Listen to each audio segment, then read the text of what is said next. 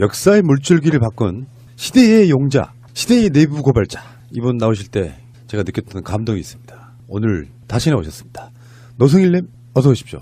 네, 안녕하세요. 노승일입니다. 예. 생각해보면 만약에 노승일이 없었다면 이런 생각하면 아찔합니다. 그렇죠. 근데 우리는 노승일을 너무 홀대하고 있죠. 맞아요. 노승일 지금 막 일용직으로 가서 돈 벌고 막 이런 상황을 만들어 놨기 때문에 우리는 노승일에게 엄청나게 큰 빚을 지고 있는 거예요. 맞습니다. 본인의 인생의 모든 것을 포기하고 내부고발자로 용기를 냈었는데, 예. 그리고 사실 현실도 그렇고요. 뭐 큰 어떤 누구 복지단체가 도와주는 것도 아니고 돈 벌면서 어렵게 일당 버시는 거죠. 예, 일당 벌어가지고 아이들 도와주고. 예, 그것도 도와주기까지 하시고. 네. 노승일 대한청소년체육회 이사장님 네. 나오셨습니다. 다시 한번 인사 크게 한번 해주십시오. 네, 안녕하십니까. 새해가 날아든다 시청자 여러분. 늘 건강하시고 행복하십시오. 예. 요즘 어떻게 지내세요? 요즘에 이제 아르바이트를 나가서 예. 이제 돈 벌어서 아이들 도와주고, 남는 시간에는 아이들이 이제 같이 지도하면서 아이들에게 이제 제가 알고 있었던 뭐 기술이라던가 이런 노하우들을 조금씩 이제 전수시켜주고 있고요. 예. 그렇게 뭐 지내면서 좀 대한청소년체육회의 업무를 좀 담당하면서 지금 지내고 있습니다. 예. 대한청소년체육회에는 지금 뭐 후원이라든지 이런 게 좀 들어오는 편입니까? 후원은 많이 열악해진 상황이에요. 예를 들어서 뭐 기자분들 찾아오면 후원이 그렇게 많지 않다 이렇게 말씀드리면 그 이유를 이제 이영학 사건으로 두더라고요. 네. 이영학 사건에 따라서 후원? 예, 전반적으로 사단법인이나 재단들의 후원금이 많이 끊긴 상황이다. 그러니까 이사장님만 힘든 게 아니니까 파이팅 하라고. 그렇군요. 예, 최고의 위안을 저한테 주고 갔습니다. 근데 전 동계올림픽에 뭐 이제 비인기 종목이나 뭐네 이렇게 보면 열악한 상황들이 굉장히 많잖아요. 네, 맞습니다. 그때 노승길 이사장이 또 문득 떠오르는 그런 작업들을 오랜 시간 동안 꾸준히 하면 네. 될 일을 뭐 이렇게 네. 생각이 들더라고요.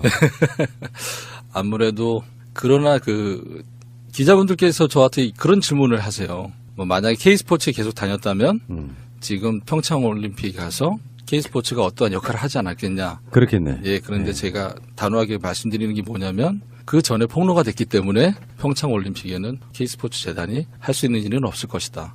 라고 얘기를 했죠.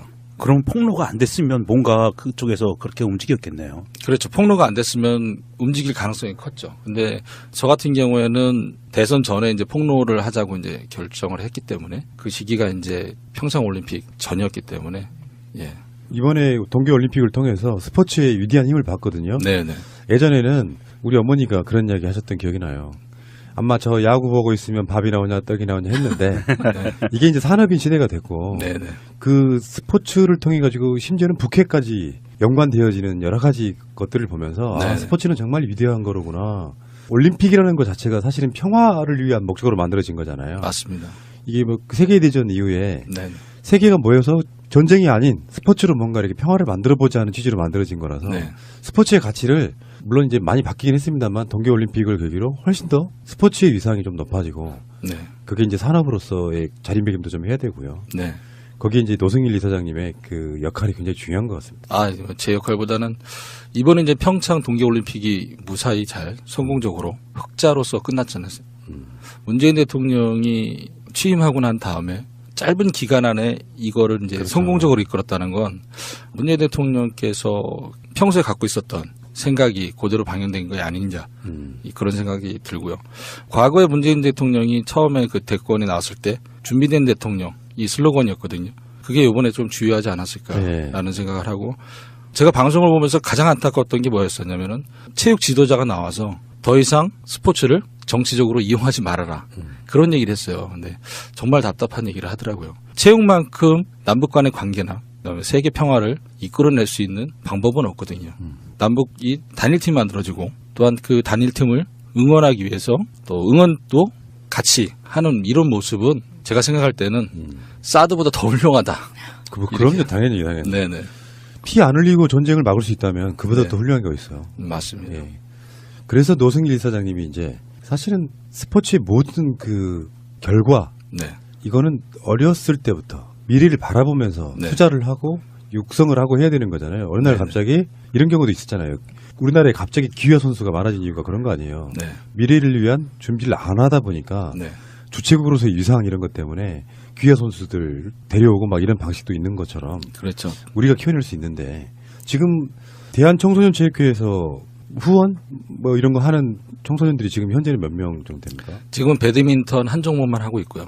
왜 재정이 그만큼 안 따라주기 그렇겠죠. 때문에 배드민턴 한 종목만 하고 있고 지원받는 친구들은 지금 한 10명 정도 지원받고 있고 저희 쪽에는 소외계층 아이들도 있지만은 다문화 아이들도 있습니다. 그래서 다문화 아이들도 대한민국 국적을 갖고 있기 때문에 그들도 언젠가는 국가대표가 될 수 있고 태극마크를 달고 올림픽에서 뛸 수 있는 자격이 충분하기 때문에 그들도 같이 육성하고 있습니다. 정말 훌륭하세요. 최고. 감사합니다. 이번 평창올림픽에서도 지금 막 유망주인 선수들이 네. 불과 몇 년 전에 아기 때 모습이 이렇게 보는 거 보면은 맞아요. 그 친구들 크는 게 정말 금방이더라고요. 맞습니다. 그렇죠. 네. 자, 여러분들이 노승일 이사장의 대한청소년체육회 사이트 가셔가지고 후원 준비하시는 사이에 자, 일단 나오신 김에 네. 좀 중요한 것 좀 여쭤보고 갈게요. 국정농단과 관련해서 재판이 진행 중이고 일부는 결과가 나왔고 네. 그중에 첫 번째는 이재용 재판 2심 결과가 나와서 범국민적인 지금 공분을 사고 있고요. 네, 맞습니다. 다음에 최순실 씨의 1심 선고도 이루어졌는데 네. 그 이후에 박근혜의 1심 구형도 이루어졌단 말이에요. 네. 그래서 지금 하나씩 짚어볼까요? 다 관련이 있으신 거잖아요, 사실은. 네. 관련이 있습니다. 네. 예. 이재용의 2심 결과는 네. 1심에서는 징역 5년이었는데 네. 2심에서는 징역 2년 6개월에 집행유예 4년 이렇게. 그래서 풀어줘 석방시켜줬단 말이에요. 네, 맞습니다. 어떻게 보셨어요? 비분 관계 하셨죠? 제가 처음에 이제 삼성 이재용 부회장이 구속영장이 청구되고 구속이 처음에 기각됐었잖아요. 그때 가장 열이 받았었는데 또 한 번 또 열이 받은 게 이제 이번에 이제 2심 때 집행유예로 풀려났잖아요. 그리고 삼성 변호인단의 논리가 재판관이 다 받아들였다는 거죠. 왜 우리는 무상으로 선수에게 지급한 것뿐이다. 말 관련돼서 제가 거기에 대해서 만약에 검찰 측이었다면 그러면은 말을 무상 지원했을 때 무상 지원하는 계약서에 내용이 있었냐? 코어스포츠와 삼성전자 간에 또한 별도의 계약이 있었냐? 무상 지원에 따른 계약서가 없이 그냥 계약이었다. 구두로서만 얘기하고 그거를 판사가 받아들였다는 게 정말 화가 났어요. 정말 이게 우리나라의 법인가? 그렇죠. 예.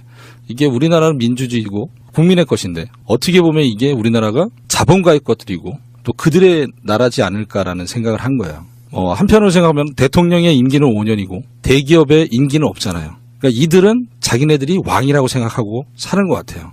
그러니까 이번에 정현식 부장판사가 낸 판결은 매우 부당하다. 대한민국의 법이 존재하는 이유 자체를 아예 없애버린 거다 생각하고 그런 법이라면은 대한민국 국민이 지킬 필요는 없잖아요.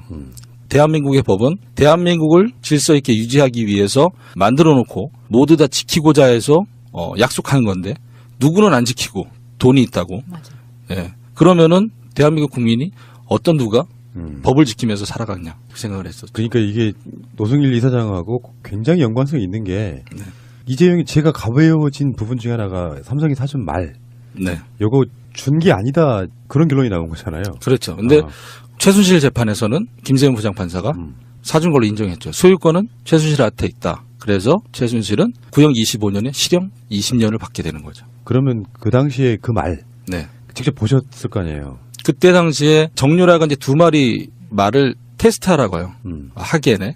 그때는 말을 테스트하는 것까지는 봤는데 그 말을 산지는 몰랐어요. 근데 나중에 그 말 중에 한 마리를 샀다는 걸 이제 나중에 알게 된 거죠, 제가. 말 그게 가격이 얼마였었죠? 그때 당시에 20억짜리하고 30억짜리. 미치겠다 진짜. 그런데 삼성에서 제출한 말 계약서에 보면 그것도 많이 가격을 또 조정해 놨죠. 네. 다운 계약서 이런 그렇죠. 네, 네. 난 말이 되고 싶어요. 팔리고 싶어요?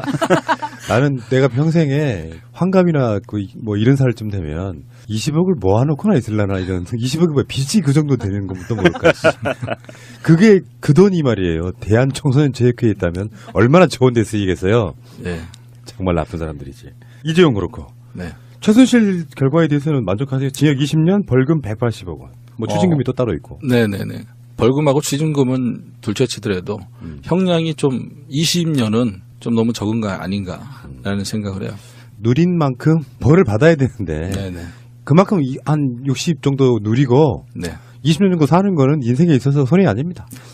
1심에서 20년이라는 거는 2심과 대법원에서 형량을 줄일 수 있다는 가능성을 준 거거든요. 제가 생각할 때는 1심에서 무기징역이 나왔어야 그 다음에 줄일 가능성이 없었을 텐데 20년을 줬다는 건 2심에 가서 또 줄이고 대법원에 가서 또 줄일 수 있는 상황이 되기 때문에 저는 20년은 1심에서 20년은 약하다. 무기징역이 합당하지 않았을까. 그러니까 이런 재판 결과가 나왔을 때 모든 국민이 다 히딩크였어요. 난 아직도 배고프다. 그러니까 양이 안 차는 거죠. 그렇죠. 우리가 울분을 가졌던 거에 비하면. 네. 그렇다면 박근혜 1심 구형 검찰이 지금 네. 법원에 징역 30년 내려달라고 네네. 구형한 건데 네. 이건 어떻게 보세요? 구형 30년을 내려줬는데 검찰에서 무기징역을 주었어야 되는 게 맞지 않을까. 형량을. 왜 그러면 최순실의 위치는 대통령 위치는 아니었잖아요. 하지만 박근혜의 위치는 대통령의 위치였단 말이에요. 그럼 대통령이 어떻게 그렇게 할 수 있느냐. 그리고 대통령은 무엇이 잘못됐냐면은 우리는 국민들이 세금을 모으잖아요. 그러면 세금은 공동의 기금이에요. 이 나라를 잘 이끌고자 하는 공동의 기금이고 그 공동의 기금을 잘 이끌어 달라고 대통령을 뽑아놨는데 대통령이 그렇게 부정부패를 저질렀다? 그럼 그 사람은 어떻게 형량을 30년을 무기징역을 줬어야 되는 건 맞는 거죠. 네. 그러니까 그 이번에 검찰 구형에서 그런 얘기가 나와요. 네. 대통령이란 자리로 네. 헌정을 유린했기 때문에 그 벌이 일반인하고는 완전히 다르다면서도 30년밖에 안 준 거죠. 그렇죠. 네. 검찰도 너무 세게 때리면 역풍이 불까봐 네. 여론의 눈치를 본 게 아닌가 이런 생각이 좀 들 정도였어요. 그런 감은 없지 않아 있다고 말씀하시려고 했죠. 제가 해드릴게요. 불편하신 부분을. 근데 지금 국정농단 사건 다 통틀어가지고 네. 증인 몇 번 나가셨어요? 증인은 청문회는 참고인 1번, 참고인 2번. 참고인 처음 갔다 이제 증인으로 본인이 네, 스스로 내가 네. 증인하겠습니다. 변신이 되고, 예. 그다음에 이제 순서로 말씀드리면 최순실 재판, 헌재, 박근혜 재판, 그다음에 이제 삼성 이재용 재판, 그리고 이제 박근혜 재판. 또 해서 4번 총 증인으로 총 4번. 고영태 재판은 그게 최순실 재판이었어요? 아니요, 고영태 재판은 따로 이제 따로 나가고요. 네, 총 5번? 네, 총 5번 나왔어요. 야, 그 불려가는 것도 힘들죠 사실. 힘들진 않아요. 근데 힘들진 않은데 차비도 받고 괜찮아요. 차비를 줘요? 네. 그럼요. 네, 얼마나 줍니까? 6만 원 주던데요. 많이 올랐네요. 네, 헌재가 좀 짰어요. 헌재가 4만 원 줬어요. 청문회도 짰어요. 12시간을 같이 있는데 4만 원 주고. 그 증인으로 나가서 했던 그 증언들 중에서 네네. 가장 기억에 남는 재판. 가장 기억에 남는 재판은 이제 마지막 재판이었죠. 박근혜 재판. 예, 나가서 이경재 변호사하고 유영하 변호사하고 그 설전 싸웠던 변호사 거. 때, 네네. 그때가 이제 가장 기억에 남죠. 네, 그 변호인들이라고 하는 게 수준이 너무 떨어지니까 네네네. 준엄하게 꾸짖었던 걸로 기억하거든요. 그게 말이 되냐고. 그래서 제가 이제 진실을 왜곡하면서 질문하지 말아라. 내가 언제 진실을 왜곡했냐. 그것 때문에 이제 유영하 변호사하고 싸우고, 그다음에 이제 이경재 변호사하고는 차량을 구입할 때 2배를 높게 계산해서 해고된 거 아니냐. 그래서 최순실 같은 질문하지 말아라. 그러면서 이제 아유 시원해. 네. 실제로 노승일 같은 캐릭터가 있어야 상대방들이 움찔해요. 좌고우면하지 않잖아요. 바로 직진해서 하고 싶은 말 그냥 그대로 하는 거잖아요. 네네. 그렇게 해야 팩트에 대한 사람들의 인식이 확실하게 바뀌어요. 덜려 말할 필요가 없는 거예요. 그런 어떻게 보면 큰 재판이잖아요. 나라에서 네네. 이슈가 되는 네. 그런 재판에 들어가는 분위기는 어때요? 분위기는 TV에서 봤을 때하고 많이 틀려요. 그럴 것 같아요. 네. 어때? 더 중압감이 느껴져요. 묵직해요? 처음에 최순실 재판할 때 417호 대법정을 갔거든요. 네. 대법정을 갔을 때는 엄청 크더라고요. 저 혼자밖에 없다고 생각이 돼요. 앉으면 증인석에 앉으면. 근데 이제 재판 시작하면서 재밌어졌어요. 예, 이경재 변호사하고 이제 싸우고 뒤에서는 이제 타이핑 소리가 막 들려요. 기자들이 근데 네. 기자분들이 막 다다다다다다다다다 이게 굉장히 이제 리듬감이 있어요. 그런데 여기 바로 자기 본사로 리듬을 타면서 송출되는 거야. 네, 계속 얘기하는 거예요, 이제. 이렇게 속보 이렇게 아니, 나오는 거예요. 그래서 중계를 하라는 거예요. 지금 네. 아니 뭘 대단한 거라고 그거를 그렇죠. TV 카메라를 들이대지 못해요. 이게 대통령이 파면된 사건인데 그러게 그렇죠. 말이에요. 그걸 중계를 못한다는 게 말이 안 되고 그 사이에 막 어떤 놈은 문자로 본사로 송구하고 그리고 타이틀을 헤드라인만 네. YTN이나 연합뉴스에 막 그 실시간 속보로 나갈 때 네. 그 보내는 그 문자 같은 걸로 계속 나가잖아요. 그러니까 맥락이 잘 안 잡힐 때가 있어. 네. 흐름을 모르는 거지. 그렇죠. 제목만 나오고 기사가 없는 거죠. 박근혜가 지금 4월 6일 날 1심 선고한다고 그러거든요. 그거 중계 한번 해주면 좋겠는데. 그렇죠. 중계를 하는 게 제 생각에는 맞다고 생각해요. 그러니까 다른 사람 같은 경우에는 이게 이제 인권 문제라는 것으로 탁탁 걸릴 때가 있어요. 재판 중계가. 그런데 박근혜 같은 경우엔 국민 스포츠. 그런 것도 있지만 법적으로 보면 박근혜는 헌재에서 파면된 사람이에요.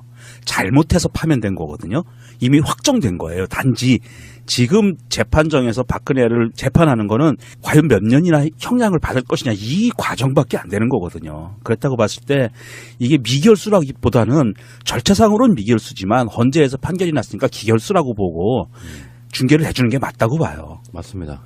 만약에 이재용 2심 선고를 할 때 TV 중계가 됐다면 이렇게 저는 형량이 안 나왔을 거라도 보는 사람이에요. 정영식이라고 하는 사람이 생중계를 받고 있는데 내 얼굴이 나가는데 그런 판결할 수 있을까요? 그렇죠. 근데 여러분들 정영식 얼굴을 정확히 기억하십니까? 왜냐하면 밖으로 드러난 적이 거의 없기 때문에 사진 정도로만 보는 사람이라 길거리 지나가도 정영식 알아보는 사람 거의 없단 말이에요. 근데 TV 중계로 이재용을 풀어주는 판결을 한 사람은 내가 만약에 중계한다는 걸 알면서 재판 판결문을 작성하는데 이런 결과가 못 된다고 보거든요. TV 생중계 강력히 요구합니다. 그러면 노승일도 볼 수 있잖아요. 그렇죠. 최고의 용자. 그 재밌었던 싸움의 과정을 보면서 또 한 번의 청문회 과정을 또 볼 수 있었던. 뭐 제가 이제 매 재판마다 이제 증거물을 갖고 들어갔잖아요. 많이 당황했어요. 박근혜 재판 때는 이경재 변호사하고 유영화 변호사하고 증인은 모든 재판마다 이렇게 불쑥불쑥 증거물을 갖고 오면 우리가 당황해서 어떻게 해야 돼? 당황하라고 갖고 간 거예요. 당황하라고. 네. 뭐 웃고는 이야기하지만 정말 엄청났던 사건이고 네. 아마 명종님이나 우리 승일님이나 마차님이나 한 20, 30년 후에 네. 이때를 회고하면 어떤 느낌이 들까 싶어요. 사실은 4.19보다 더 어마어마한 사건인 거잖아요. 아, 그렇죠. 4.19는 어쩌면 미완의 혁명에 가까운데 이거는 나중에 어떤 결과가 나올지 몰라도 아직까지는 완성 아직까지는 형태죠. 완성 형태의 혁명인데 그것의 촉발점 그중에 큰 숟가락 하나 한 삽 딱 뜨신 분이 저는 노승일님이라고 봐서 아닙니다. 노승일님은 우리들한테는 거의 이제 까방권이 한 100장 정도 쌓여있는 사람입니다. 까방권만 있으면 뭐해. 대한청소년체육회 여기에 후원이 이렇게 없어가지고 지금 원대한 꿈은 그러신 것 거예요. 각 종목마다 최소한 한두 명씩은 후원할 수 있을 정도의 네. 어떤 예산 같은 걸 갖고 있으면 좋겠다. 네. 사실 그렇지 않아요? 맞습니다. 예. 뭐 어저께 뭐 제 기사가 나와서 댓글을 보니까 노승일 까방권 다 떨어졌다. 왜? 다 잃었다. 뭐 이러더라고요. 잘못한 게 없는데. 그러니까는 어저께 기사가 이제 제 책에 대해서 나오면서 독일에서 이제 고민했었던 내용이 이제 제가 책에 담았거든요. 그 부분은 이제 책에 담을까 말까 고민을 많이 했어요. 자료를 수집하지만 이 자료를 전달하는 또 전략을 또 세워야 될 거 아니에요. 그래서 독일에서는 그 전략을 이제 지금 현재 대통령이 대신 문재인 대통령에게 뭐 최종적으로 전달하는 걸로 이렇게 전략을 세워서 그 부분을 책에다 넣었는데 그 부분을 보고 이제 문재인 대통령 팬들께서 하시는 말씀이 노승일 까방권 다 잃었다. 그런 말을 하더라고요. 그러니까 책만 팔아먹어라. 우리 대통령은 팔아먹지 말아라. 뭐 이런 얘기도 하고 뭐. 네. 그런 댓글을 보면서 그게 문재인 대통령 지지자일 거라고 생각하세요? 순진한 시기는. 네. 이야기가 나온 김에 네. 저 이제 보통 이제 책과 방송이 묘하게 연결되는 딱 이 지점인데 네. 말씀하신 김에 네. 원래 노승일 이사장은 책을 홍보할 생각이 전혀 없었어요. 제가 꺼내겠습니다. 자, 이번에 책은 원래는 제가 책을 안 쓰려고 그랬었어요. 그런데 제가 국민 여러분들께 정식적으로 제가 사과를 못했거든요. 제가 그래서 대한민국 국민 여러분들께 사죄를 드리는 마음에서 한때는 국정농단의 부역자 최순실하고 같이 일했던 노승일의 한 사람으로서 국민들에게 사죄를 드리면서 제가 제 스스로 쓴 자술서예요. 네, 어떻게 보면 이게 자술서라고 봐야 되는데 그래서 국민 여러분들이 좀 봐주시고 제 사죄를 좀 받아주시고 그다음에 이제 용서를 좀 구하는 마음에서 이 책을 쓴 거지 다른 이유는 없습니다.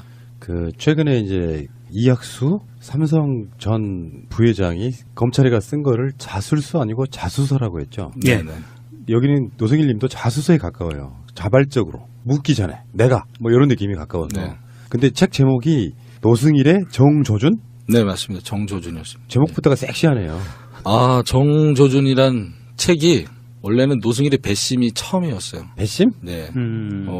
노승일의 반성문으로 쓸까 제목을 아니면 노승일의 자술서로 갈까 아니면 노승일의 배심으로 갈까 이것도 저것도 다 안 된다. 좀 가깝게 다가가라.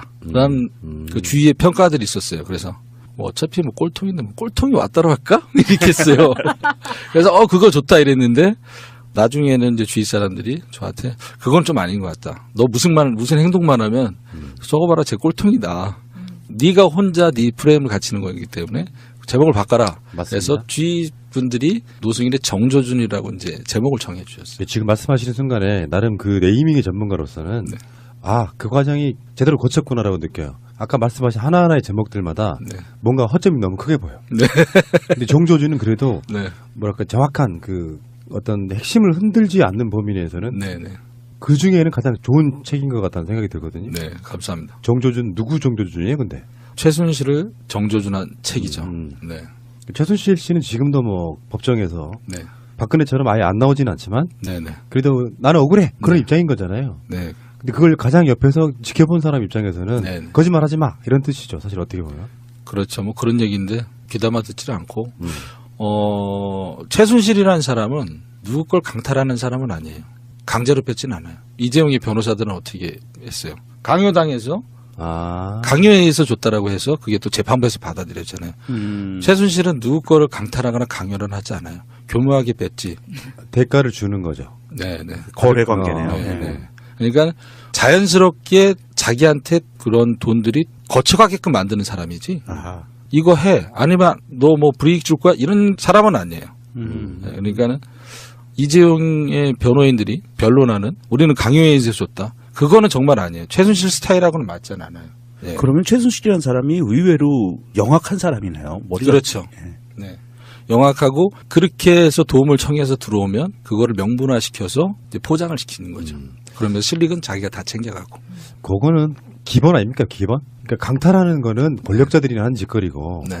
기본이 테이크요. 근데 내가 받아서 상대방한테 주는 이익도 크고 네. 왜? 권력이 중간에 껴있기 때문에 네. 박근혜라고 하는 네. 그런 캐릭터다. 네. 머리가 영리해 돈도 버는 것이고요. 그럼요.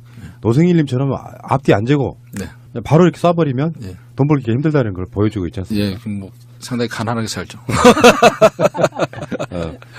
지금 국정농단 관련해서 사실은 대부분 다는 범죄자들이 많아서 네.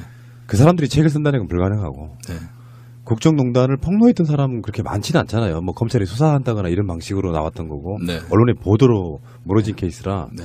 어쨌든 간에 국정농단 관련해서 책이 처음으로 나온 거예요. 우리나라 역사의 물줄기를 바꾼. 나중에 보세요. 이제 여기에 관련되어 있는 변호사가 쓰는 책도 있을 거고 여기에 관련되어 있는 누가 쓰는 책도 있겠지만 국정농단이라고 하는 한국 헌정사의 가장 위대한 사건 그걸로 만들어진 파면이 그 사건에 있어서 처음으로 이분이 책을 쓰신 거는 굉장히 역사적 의미가 있다고 보는 거죠. 근데 책 쓸 생각을 어떻게 하셨어요? 근데 책 쓸 생각은 국민들에게 사죄를 드리고 정식적으로 사죄를 드리고 싶어서 책을 쓰게 된 거죠. 되게 쉽지가 않거든요, 그게. 제 책의 이제 프롤로그하고 에필로그 부분에 국민들에게 이제 사죄를 드리는 마음이 다 담겨져 있습니다. 예. 저도 그 쓰고 싶은 이야기들이 많은데 네. 뭐 능력도 안 되겠지만 시간이 없어가지고 책 쓸 엄두를 못 내고 그냥 머릿속에 맴돌다가 네. 어떤 책을 하나 써야겠다라고 생각이 들면 어쩌다 한번 그래봐야 몇 줄 안 나가는데 네.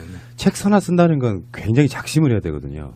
딱 어느 지점부터 그 생각이 들던가요? 이거 책 하나 써야겠다. 책을 써야 되겠다는 생각을 했던 거는 이제 작년 2017년 7월 달부터 생각을 했어요. 7월 달부터 생각을 했고 언론에서 국민들에게 이제 사죄를 드릴까라고 생각을 했었는데 그 방법보다는 사죄를 드리고 나의 최순실가 무슨 일을 도대체 했는지 어떤 과정을 겪었는지를 소상히 국민들에게 말씀을 드리는 게 좋겠다라고 생각해서 말씀드리는 시간이 항상 뭐 길진 않잖아요. 근데 책이라는 거는 제가 다 마음에 담아서 다 쓸 수가 있으니까 그래서 이제 책으로 옮겨지게 된 거죠. 그리고 이제 뜻하지 않게 또 이제 인쇄라는 부분이 이제 들어오는 이제 계약을 해서 그 부분은 이제 다 전적으로 이제 대한청소년체육회 운영자금으로 이제 쓸 생각이고요. 네. 어떤 부분 쓰실 때 가장 막혔어요, 그러면? 독일 얘기 쓸 때 저도 혼자 쓰면서 많이 울었어요. 힘들었던 네. 생각. 당시를 생각을 하면서 많이 힘들었어요. 아마도 그랬을 거예요. 왜 그러냐면 바쁘게 막 지나가다 보면 네. 옛날에 회고할 시간이 없고 주로 한다는 게 법정에 가서 증언하고 이러는 거잖아요. 네. 근데 다시 돌이켜보면 네. 밤중에 혼자 책을 쓰기 위해서 뭔가 다시 돌이켜보면 그때서 아마 그게 개인적인 회한들이나 감정들이 막 몰려들 때 눈물이 났을 것 같아요. 그렇죠. 그러니까 최순실이랑 같이 함께하면서 웃는 날은 없었거든요. 다 아랫입술 꽉 깨물고 버텨왔던 시간들이었기 때문에 그거를 정리한다는 것 자체가 많이 힘들었죠. 네. 그러네. 이게 지금 보니까 책이 총 4장으로 돼 있다고. 네네. 그중에 보니까 1장은 당신들의 제국? 그게 이제 프롤로그 부분이죠. 네네. 당신들의 제국이란 최순실을 비롯한 그 권력자들만의 이야기 뭐 그런 걸까요? 네, 맞습니다. 이제 자본가들의 나라냐, 돈 있는 사람들의 나라냐, 힘 있는 사람들의 나라냐. 아, 이재용 포함. 네, 당연히. 네, 맞습니다. 예. 그다음에 2장의 트로이 목마는 혹시 본인이세요? 아, 그거는 출판사에서 그렇게 정해준 거예요. 아니 딱 맞는 것 같아요. 아. 네. 네네. 3장 진실에서는 아마 그 본인이 재조정 건데 네네. 그걸 이제 폭로하게 되는 그 과정들을 쓴 것 같다 이런 느낌인데. 네, 맞습니다. 이제 그런 부분이죠. 이제 2016년 10월 25일 처음에 이제 서울중앙지검에 출석했을 때 그때 당시에 이제 검사와의 미묘한 싸움 그런 것들을 이제 담아서 놓은 아, 부분이죠. 그때로 잠깐만 돌아가 볼까요? 네. 그때는 정권 바뀌기 전이잖아요. 그렇죠. 그때 그런 상황에 네. 검사들은 어떤 내부 고발자, 양심 선언자로 보는 게 아니고 네. 상당히 어떤 정치적 목적을 가진 사람으로 보려고 되게 노력 많이 하죠. 그렇죠.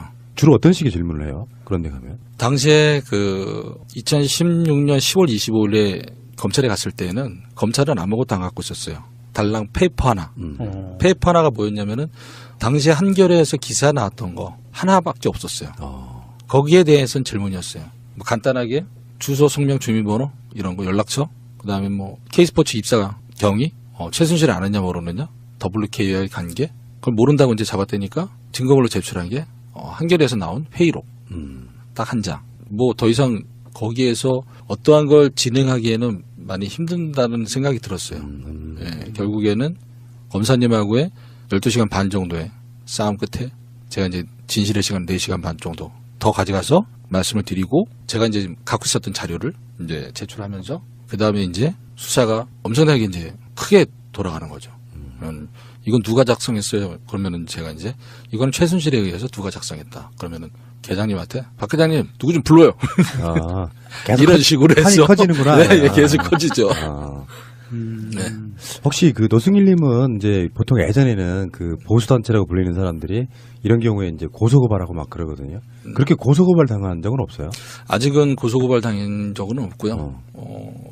이재용이 2심에서 집행유예로 빠져나오고 그거를 이제 제가 이제 언론하고 인터뷰를 하면서 좀 세게 얘기했더니 그게 이제 기사가 나갔죠. 그 다음에 이제 보수단체에서 전화가 와서 뭐 심한 욕으로 욕도 하는 사람도 있고. 뭐 이런 네네. 같이 해요. 네, 네. 그래서 제가 전화상으로 욕하지 말고 내 사무실은 어디니까 알아. 이쪽에서 면전에서 얘기하라고. 네. 그럼 또 못 내가, 오죠. 네. 충분히 내가 들어주겠다. 노승일님이 나보다는 더 직구 스타일은 아니네요. 나는 그런 전화 오면요 끊어 이 새끼야. 그래도 이분은 뭐랄까 이렇게 사회적 메커니즘에 굉장히 익숙해져 있는 어떻게 보면 뭐 무대뽀 뭐 이런 게 아니에요. 스타일이 보면 굉장히 합리적인 사람이에요. 어디 그렇게 욕이 안 나올 수가 있어요. 사람이 말이야. 아니 상대방이 녹음할 수 있으니까. 그냥 끊어 이 새끼 한마디면 되는데 그걸 그냥 끊어버리면 되는데. 알겠습니다. 그리고 사장이 외롭지 않은 싸움. 이것도 한번 예측해 볼까요? 국민들이 나를 지켜주고 있고 네. 그 국민들이 선과 악을 구분할 수 있는 시선을 가졌고 그래서 네네. 박근혜가 파면됐고 이런 것들에 대한 이야기죠. 아닌가요? 대충 그런 얘기입니다. 재밌을 것 같아요. 이게 이제 방송으로는 디테일한 무슨 숫자나 뭐 이런 이야기를 말 못할 것 같고 네. 책은 어떤 자료들을 통해 가지고 디테일한 기억들까지도 다시 재현해내는 과정이거든요. 맞습니다. 근데 한 남자가 낮에는 대한청소년체육회 관련해서 돈 벌러 막 일용직 다니고 그러면서 밤에 책을 쓰고 생각해보요. 나는 그 책이라고 하는 저술 과정을 생각해보면 그게 어떤 책이든 간에 책 쓰는 사람 마음 되게 아파 보여요. 정치인들 왜 누구누구 대필 작가 시켜가지고 회고록 쓰고 이런 거 말고 보통의 사람이 책 이렇게 밤새워 뭔가를 쓴다는 거 이건 굉장한 가치가 있다고 생각해요. 제가 이번에 책을 쓰면서 유문 과정을 거치지 못했어요. 원래는 주위에서 구술로 해라 라는 말도 있었고 구술로 하면 내가 모든 걸 잘 표현을 못하겠다. 그래서 내가 맞습니다. 쓰겠다. 내가 이제 타이핑 치고 마지막에 이제 유문 과정을 거치면서 책으로 더 멋진 책으로 만들겠다고 했는데 유문 과정을 거치지 못했어요. 그래서 책에 어설픈 면이 많아요. 좀 뭐 오타도 좀 있고. 오타에다가 제가 그 상황은 너무나 잘 아는 사람이에요. 우리 방송 초창기부터 들은 사람들은 알아요. 네네. 제대로 된 과정을 안 거치면 오타도 있고 네. 표현 좀 세련되지 못한 것도 네, 있고 네, 네. 그러나 그게 노승일의 진실이라고 생각해서 저는 내셨을 거라고 봅니다. 예, 그게 노승일이지 않을까. 그래서 그냥 그렇게 해서 유문 과정 안 거치고 그냥 내보냈습니다. 역시 노승일다운 발상이시고요. 네. 막 세련되게 나오고 막 뭔가 다 거칠 과정을 필요도 없다고 생각해요. 네. 근데 사실은 책에다 다 못 쓴 얘기도 있다고. 네, 책에다 다 못 담은 얘기도 있어요. 왜 그러세요? 근데 더 센 걸 넣어야 더 잘 팔리겠죠. 그거는 나중에 이제 정말 이 책이 잘 돼서 영화가 되면 그때 한번 소재로 한번 제공을 하려고 한번 좀 아닌 것 남겨놨어요. 같아. 내 생각은 아닌 것 같고 이게 묘한 그 굉장히 고도의 마케팅인데 네. 책에다가는 80%만 쓰고 네. 나머지 20%는 북커선트에서 들으세요. 이런 거 아니야? 아닙니다, 아닙니다. 혹시 그건 그러면 아닙니다. 그 책에 미처 담지 못한 것은 아직 공론화가 돼서 재판에 들어갔다든지 네. 뭐 그러지 않은 단계에 있는 부분들인가요? 아닙니다. 그 부분이 아니고 이제 진실을 밝히면서 있었던 그 에피소드들 더 디테일하고 이런 부분들을 좀 담아내려고 했었는데 그런 부분들을 이제 좀 많이 뺐죠. 역사라는 건 스토리에 스토리가 더해지는 거거든요. 네. 책을 쓰는 것도 이제 이를테면 최순실의 진실 이것도 책의 내용이지만 네. 책을 쓰면서 또 스토리가 생기고 네. 책이 나오고 난 뒤에 또 스토리가 생기고 네. 그게 스토리에 스토리가 플러스 되면서 이야기거리는 계속 많아지는 거예요. 네. 원래는 좀 디테일하게 좀 쓰려고 했었는데 이거는 지금 국민들에게 이제 사죄를 바라면서 제가 이제 스스로 쓴 자술서나 마찬가지잖아요. 그런 책인데 너무나 자세하게 세련되게 쓰다 보면은 세련되게라는 표현은 좀 그렇지만은 너무나 자세하게 묘사를 하다 보면 얘 정말 이게 무슨 소설이네. 아. 이럴까봐 저 진실이 왜곡이 될까봐 그래서 많이 뺐습니다. 말씀드리자면 본인만의 의도를 많이 집어넣지 않았다 이렇게 네네. 봐도 될 것 같고요. 네네. 자, 근데요. 이제 나오신 김에 네. 제가 다른 방송에서 쓰려고 어떤 사실 확인만 하나만 하고 싶어요. 네. 지금 다른 방송에 네. 다루는 주제가 하나 있는데 그게 지금 책 내용으로 들어있는 내용이 있어서 네. 내가 한번 확인하려고 합니다. 네. 정윤회 씨하고 김관진 전 국방부 장관하고 굉장히 절친이었다는 맞아요. 내용이에요. 네네네. 그거를 이제 정유라한테 이제 듣죠. 네, 정유라하고 독일에 같이 있으면서 같이 이제 밥을 먹었어요. 마장에 있는 마국간에서 마국간에 옆에 붙어 있었던 부엌에서 같이 밥을 먹으면서 그런 얘기가 했던 거죠. 뭐, 야, 유라야, 박 원장님이 너네 아빠하고 형님 동생 한다는데 그랬더니 웃기지 마세요. 우리 아빠는요 김관재 아저씨하고만 형님 동생이에요.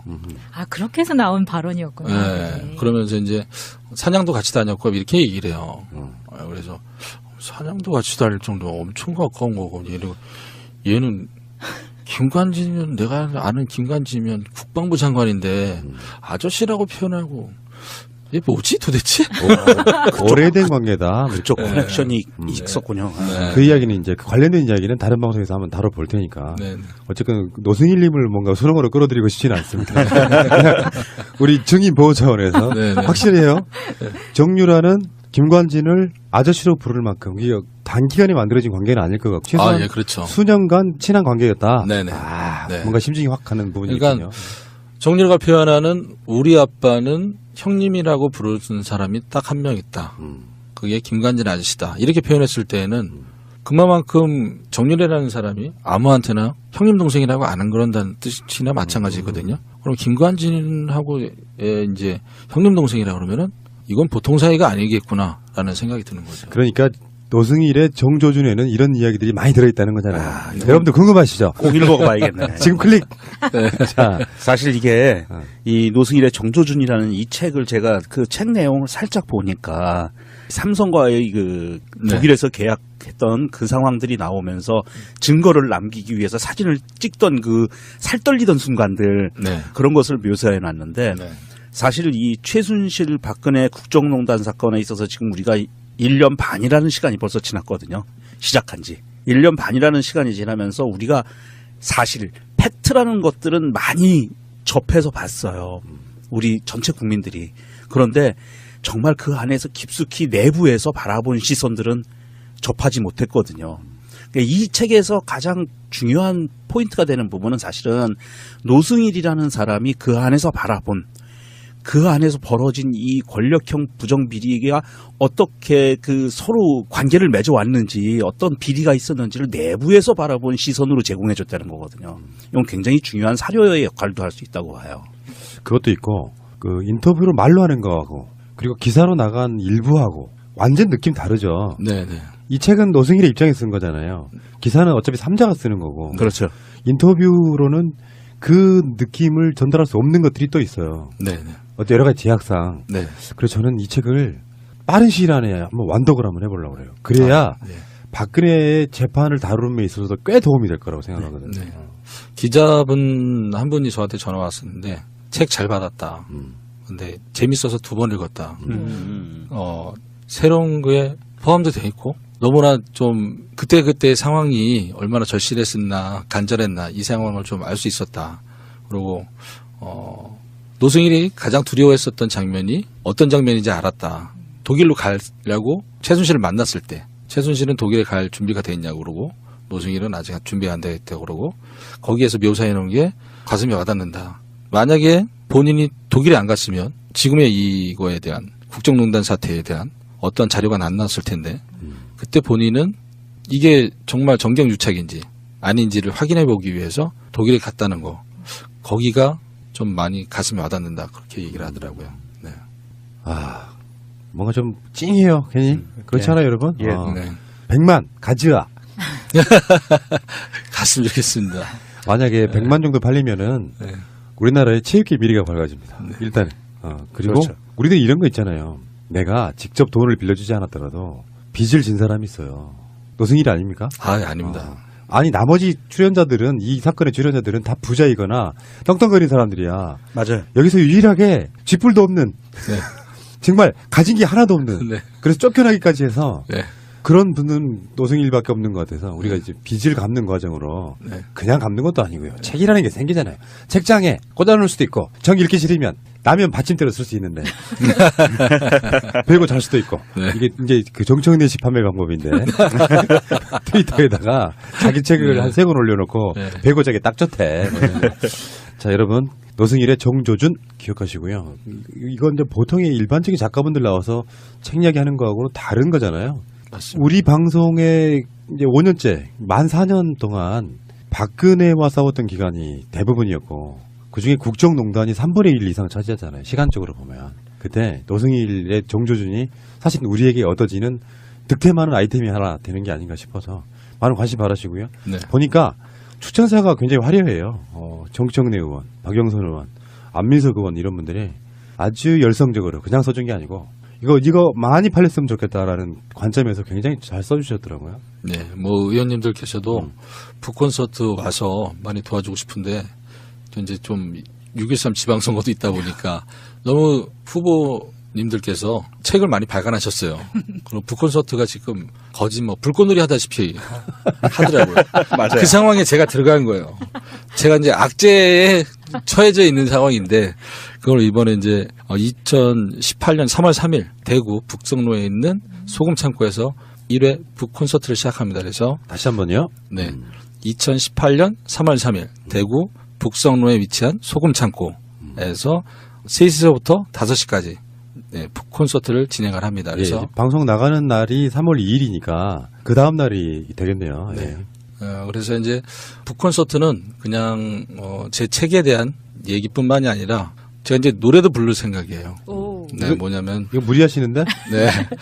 뭐냐면은 제가 이제 독일에 가서 최순실한테 나가라는 핍박을 받고 안 나가면서 잠도 제대로 못 자고 추위에 떨고 밥도 제대로 못 먹고 그거를 이제 허기를 달리기 위해서 산책을 나가면서 산책길에서 이제 항상 노래를 불렀던 거. 그다음에 김광석의 광야에서를 부를 거고요. 지키는 가슴. 네. 그다음에 이제 2015년 11월 30날 제가 이제 한국에 도착했는데 당시에 한국에는 영화가 유행이었어요. 그때 내부자. 네, 집사람하고 내부자를 보면서 봄비를 보면서 이제 항상 칼을 갈았던 거죠. 봄비를 부르면서. 봄비 속에 예. 떠난 사람. 그래서 집사람이 저한테 일 내겠다고 그래서 일 낼 거라고. 마음 단단히 먹으라고 제가 그랬죠. 그러고 나서 이제 국정농단 폭로하고 나서 대한총선을 이렇게 만들었는데 되게 외로웠어요. 지금도 외롭지만 많이 힘들고 외롭고 정말 버티기가 힘들어요. 대한청소년체육회를 만든 거에 대한 후회는 안 해요. 하지만 이거를 잘 해야 되겠다라는 생각은 해요. 더 이상의 이제 후원금이 안 들어오면 이 아이들한테 제가 너네들의 꿈을 내가 도와주겠다라고 했던 거는 헛바람밖에 안 되잖아요. 거기에 대한 책임감 때문에 많이 외로워요. 그래서 이제 대한청소년체육회 만들고 집에 돌아가는 길에 이제 버스에서 들었던 그대요. 걱정하지 말아요. 그게 마지막으로 이제 부를 노래. 그러시구나. 네네. 진짜 콘서트네요. 네. 북송 콘서트네요. 국민은 그런 게 있을 거라고 보거든요. 우리가 가끔씩 방송하다 보면 익명의 어떤 사람들이 어디 후원하고 그래서 우리가 후원 이제 홍보 관련하고 방송하는데 하루 이틀 만에 꽉 찼다 뭐 이런 걸 볼 때마다 느끼는 그 뿌듯함. 저분들이 익명의 저분들이 나라를 끌어가는구나 하는 어떤 그 서로 간의 연대감 이런 게 있었거든요. 노승일의 책 정조준 여러분 관심 더 많이 가져주시기 바라고요. 어쩌면 공익적 마인드로 모든 것을 읽고 다시 시작하는데 그때 그 재판에 써달라고 국민들이 모았던 네네. 성금의 감사와 자신감이 느껴졌던 게 바로 그 지점 아니겠습니까? 네, 맞습니다. 정치인들이 지방선거 앞두고 내는 책은 많이 나가야 전부가 안 나갑니다. 노승일님의 책은 그중에 그보다는 최소한 한 50배는 많이 나갈 거라고 생각합니다. 아, 경우가 다르니까 오히려 네. 기회일 수도 있어요. 네. 홍수 속에. 네. 이건 선거 나가려고 쓴 책이 아니니까. 아, 예. 자, 앞으로 책은 이제 당분간 나오면 책은 뭐 한두 달은 그 책 관련한 홍보를 많이 하실 것 같고 네네. 앞으로 더 큰 계획 있으시다면 더 큰 계획은 앞으로 2018년 안에 올해 한 해 뭐 제가 생각할 때는 뭐 스스로 제가 생각할 때 2018년은 저에게는 가장 잔인한 해가 되지 않을까라는 생각을 해요. 대한청소년체육회를 만들었고 작년에 만들었지만 작년에 후원금이 들어오는 거 보면 그렇게 크게 많이 들어올 거라는 생각을 안 하거든요. 외래 후원금 속도가 많이 떨어지고 금액도 많이 떨어졌어요. 올해가 이제 가장 힘들고 올해 이 한 해만 잘 버텨서 이끌어 나간다면 대한청소년체육회가 자생하고 알아서 스스로 잘 돌아갈 수 있을 것 같아요. 그래서 대한청소년체육회가 자생할 수 있는 발판을 만들어주기 위해서 제가 그래서 2018년은 거기에 매진할 생각입니다. 그렇군요. 알겠습니다. 자, 여러분 다시 말씀드려요. 빚을 졌으면 갚아야겠죠. 갚읍시다. 자, 오늘 좋은 말씀 감사드리고요. 앞으로 하시는 일도 잘 되시길 바라겠습니다. 다음에 또 뵙겠습니다. 고맙습니다. 네, 감사합니다. 역사의 물줄기를 바꾼 시대의 용자, 시대의 내부 고발자. 이분 나오실 때 제가 느꼈던 감동이 있습니다. 오늘 다시 나오셨습니다. 노승일님 어서 오십시오. 네, 안녕하세요. 노승일입니다. 예. 생각해보면 만약에 노승일이 없었다면 이런 생각하면 아찔합니다. 그렇죠. 근데 우리는 노승일을 너무 홀대하고 있죠. 맞아요. 노승일 지금 막 일용직으로 가서 돈 벌고 막 이런 상황을 만들어 놨기 때문에 우리는 노승일에게 엄청나게 큰 빚을 지고 있는 거예요. 맞습니다. 이 본인의 인생의 모든 것을 포기하고 내부고발적으로 용기를 냈었는데 예. 그리고 사실 현실도 그렇고요. 뭐 큰 어떤 누구 복지단체가 도와주는 것도 아니고 돈 벌면서 어렵게 일당 버시는 거죠. 예, 일당 벌어가지고 아이들 도와주고. 예. 그것도 도와주기까지 하시고. 네.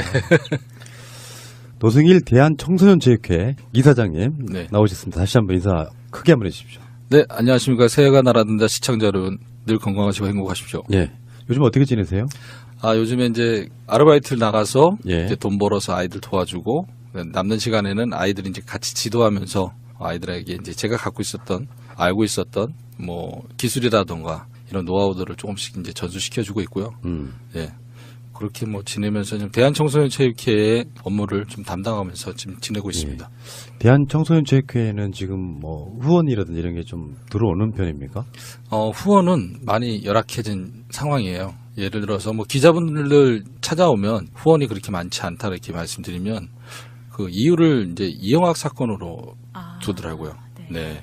이영학 사건에 따라서 후원? 예, 전반적으로 사단법이나 재단들의 후원금이 많이 끊긴 상황이다. 그러니까 이사장님만 힘든 게 아니니까 파이팅 하라고. 그렇군요. 예, 최고의 위안을 저한테 주고 갔습니다. 근데 전 동계올림픽에 뭐 이제 비인기 종목이나 뭐네 이렇게 보면 열악한 상황들이 굉장히 많잖아요. 네, 맞습니다. 그때 노승길 이사장이 또 문득 떠오르는 그런 작업들을 오랜 시간 동안 꾸준히 하면 네. 될 일을 뭐 이렇게 생각이 들더라고요.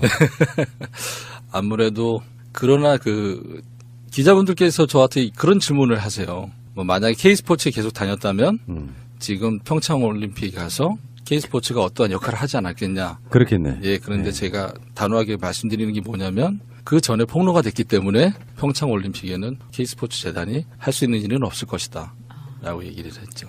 그럼 폭로가 안 됐으면 뭔가 그쪽에서 그렇게 움직였겠네요. 그렇죠. 폭로가 안 됐으면 움직일 가능성이 컸죠. 근데 저 같은 경우에는 대선 전에 이제 폭로를 하자고 이제 결정을 했기 때문에 그 시기가 이제 평창 올림픽 전이었기 때문에 예.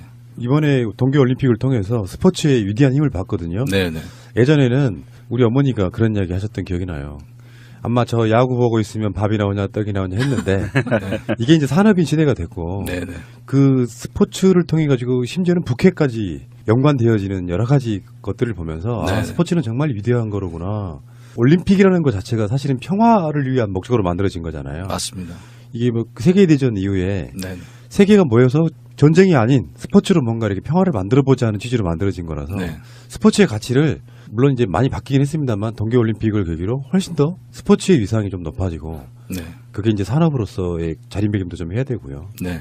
거기에 이제 노승일 이사장님의 그 역할이 굉장히 중요한 것 같습니다. 아, 제 역할보다는 이번에 이제 평창 동계올림픽이 무사히 잘 성공적으로 흑자로서 끝났잖아요. 문재인 대통령이 취임하고 난 다음에 짧은 기간 안에 이거를 이제 그렇죠. 성공적으로 이끌었다는 건 문재인 대통령께서 평소에 갖고 있었던 생각이 그대로 방영된 게 아닌가 그런 생각이 들고요. 과거에 문재인 대통령이 처음에 그 대권에 나왔을 때 준비된 대통령 이 슬로건이었거든요. 그게 이번에 좀 주요하지 않았을까라는 네. 생각을 하고 제가 방송을 보면서 가장 안타까웠던 게 뭐였었냐면은 체육 지도자가 나와서 더 이상 스포츠를 정치적으로 이용하지 말아라. 그런 얘기를 했어요. 근데 정말 답답한 얘기를 하더라고요. 체육만큼 남북 간의 관계나 그다음에 세계 평화를 이끌어낼 수 있는 방법은 없거든요. 남북이 단일팀이 만들어지고 또한 그 단일팀을 응원하기 위해서 또 응원도 같이 하는 이런 모습은 제가 생각할 때는 사드보다 더 훌륭하다. 그럼요, 당연히. 네네.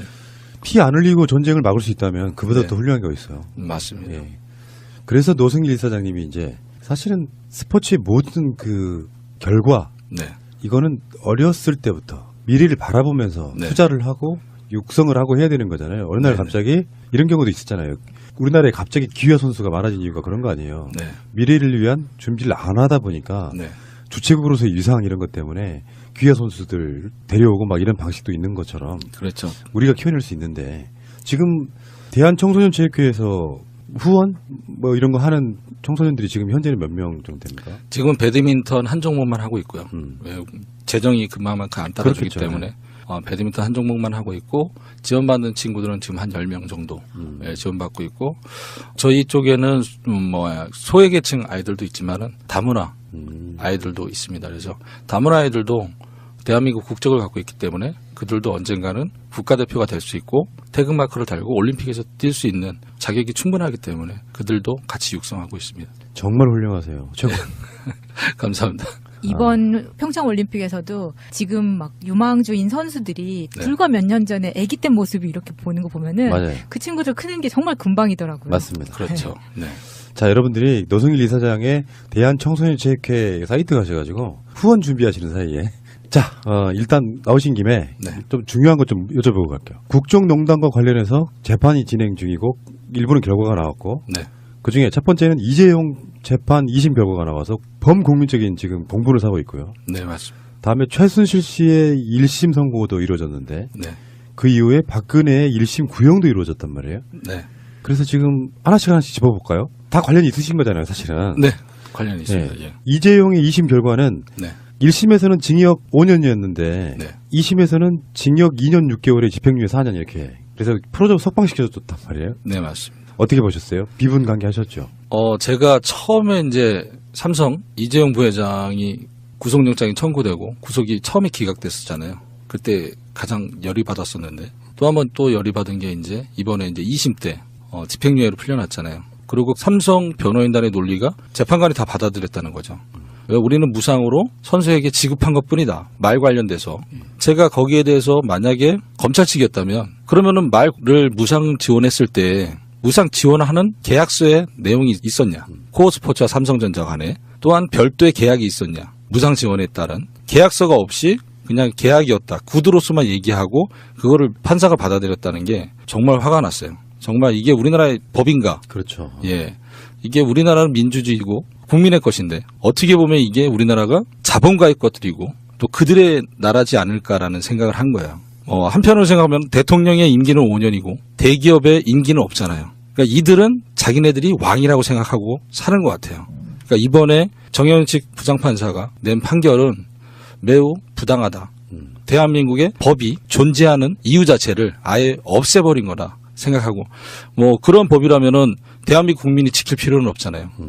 대한민국의 법은 대한민국을 질서 있게 유지하기 위해서 만들어 놓고 모두 다 지키고자 해서 약속하는 건데 누구는 안 지키고 돈이 있다고. 맞아요.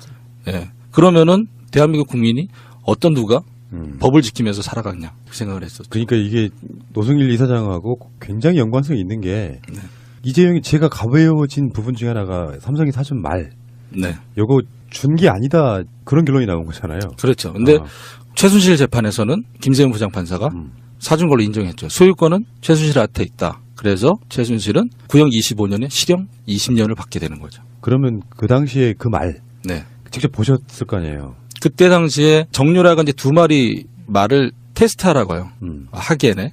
그때는 말을 테스트하는 것까지는 봤는데 그 말을 산지는 몰랐어요. 근데 나중에 그 말 중에 한 마리를 샀다는 걸 이제 나중에 알게 된 거죠, 제가. 말 그게 가격이 얼마였었죠? 그때 당시에 20억짜리하고 30억짜리. 미치겠다 진짜. 그런데 삼성에서 제출한 말 계약서에 보면 그것도 많이 가격을 또 조정해 놨죠. 네. 다운 계약서 이런 그렇죠. 네, 네. 난 말이 되고 싶어요. 팔리고 싶어요? 나는 내가 평생에 환갑이나 뭐 이런 살쯤 되면 20억을 모아놓고나 있을라나 이런 20억이 뭐 빚이 그 정도 되는 것부터 모를까. 그게 그 돈이 말이에요. 대한청소년체육회에 있다면 얼마나 좋은 데 쓰이겠어요. 네. 정말 나쁜 사람들이지. 이재용 그렇고. 네. 최순실 결과에 대해서는 만족하세요? 징역 20년, 벌금 180억 원. 뭐 추징금이 또 따로 있고. 네네네. 벌금하고 추징금은 둘째 치더라도 형량이 좀 20년은 좀 너무 적은 거 아닌가라는 생각을 해요. 누린 만큼 벌을 받아야 되는데 네네. 그만큼 한 60 정도 누리고 네. 20년 정도 사는 거는 인생에 있어서 손해 아닙니다. 1심에서 20년이라는 거는 2심과 대법원에서 형량을 줄일 수 있다는 가능성을 준 거거든요. 제가 생각할 때는 1심에서 무기징역이 나왔어야 그 다음에 줄일 가능성이 없었을 텐데 20년을 줬다는 건 2심에 가서 또 줄이고 대법원에 가서 또 줄일 수 있는 상황이 되기 때문에 저는 20년은 1심에서 20년은 약하다. 무기징역이 합당하지 않았을까. 그러니까 이런 재판 결과가 나왔을 때 모든 국민이 다 히딩크였어요. 난 아직도 배고프다. 그러니까 양이 안 차는 거죠. 그렇죠. 우리가 울분을 가졌던 거에 비하면. 네. 그렇다면 박근혜 1심 부형 검찰이 지금 네. 법원에 징역 30년 내려달라고 네네. 구형한 건데 네. 이건 어떻게 보세요? 구형 30년을 내려줬는데 검찰에서 무기징역을 주었어야 되는 게 맞지 않을까. 형량을. 왜 그러면 최순실의 위치는 대통령 위치는 아니었잖아요. 하지만 박근혜의 위치는 대통령의 위치였단 말이에요. 그럼 대통령이 어떻게 그렇게 할 수 있느냐. 그리고 대통령은 무엇이 잘못됐냐면은 우리는 국민들이 세금을 모으잖아요. 그러면 세금은 공동의 기금이에요. 이 나라를 잘 이끌고자 하는 공동의 기금이고 그 공동의 기금을 잘 이끌어 달라고 대통령을 뽑아놨는데 대통령이 그렇게 부정부패를 저질렀다? 그럼 그 사람은 어떻게 형량을 30년을 무기징역을 줬어야 되는 건 맞는 거죠. 네. 그러니까 그 이번에 검찰 구형에서 그런 얘기가 나와요. 네. 대통령이란 자리로 네. 헌정을 유린했기 때문에 그 벌이 일반인하고는 완전히 다르다면서도 30년밖에 안 준 거죠. 그렇죠. 네. 검찰도 너무 세게 때리면 역풍이 불까봐 네. 여론의 눈치를 본 게 아닌가 이런 생각이 좀 들 정도였어요. 그런 감은 없지 않아 있다고 말씀하시려고 했죠. 제가 해드릴게요. 불편하신 부분을. 근데 지금 국정농단 사건 다 통틀어가지고 네. 증인 몇 번 나가셨어요? 증인은 청문회는 참고인 1번, 참고인 2번. 참고인 처음 갔다 이제 증인으로 본인 네, 스스로 내가 네. 증인하겠습니다. 했죠. 변신이 되고, 예. 그다음에 이제 순서로 말씀드리면 최순실 재판, 헌재, 박근혜 재판, 그다음에 이제 삼성 이재용 재판, 그리고 이제 박근혜 재판 또 해서 4번 총 증인으로 총 4번. 고영태 재판은 그게 최순실 재판이었어요? 아니요, 고영태 재판은 따로 이제 따로 나가고요. 네, 그 총 5번? 네, 총 5번 나왔어요. 야, 그 불려가는 것도 힘들죠 사실. 힘들진 않아요. 근데 힘들진 않은데 차비도 받고 괜찮아요. 차비를 줘요? 네. 그럼요. 네, 얼마나 줍니까? 6만 원 주던데요. 많이 올랐네요. 네. 헌재가 좀 짰어요. 헌재가 4만 원 줬어요. 청문회도 짰어요. 12시간을 같이 있는데 4만 원 주고. 그 증인으로 나가서 했던 그 증언들 중에서 네네. 가장 기억에 남는 재판. 가장 기억에 남는 재판은 이제 마지막 재판이었죠. 박근혜 재판. 예, 나가서 이경재 변호사하고 유영하 변호사하고 그 설전 싸웠던 변호사 거. 때, 네네. 그때가 이제 가장 기억에 남죠. 네, 그 변호인들이라고 하는 게 수준이 너무 떨어지니까 네네네. 준엄하게 꾸짖었던 걸로 기억하거든요. 그게 말이 되냐고. 그래서 제가 이제 진실을 왜곡하면서 질문하지 말아라. 내가 언제 진실을 왜곡했냐. 그것 때문에 이제 유영하 변호사하고 싸우고, 그다음에 이제 이경재 변호사하고는 차량을 구입할 때 2배를 높게 계산해서 해고된 거 아니냐. 그래서 최순실 같은 질문 하지 말아라. 그러면서 이제 아유 시원해. 네. 실제로 노승일 같은 캐릭터가 있어야 상대방들이 움찔해요. 좌고 우면하지 않잖아요. 바로 직진해서 하고 싶은 말 그냥 그대로 하는 거잖아요. 네네. 그렇게 해야 팩트에 대한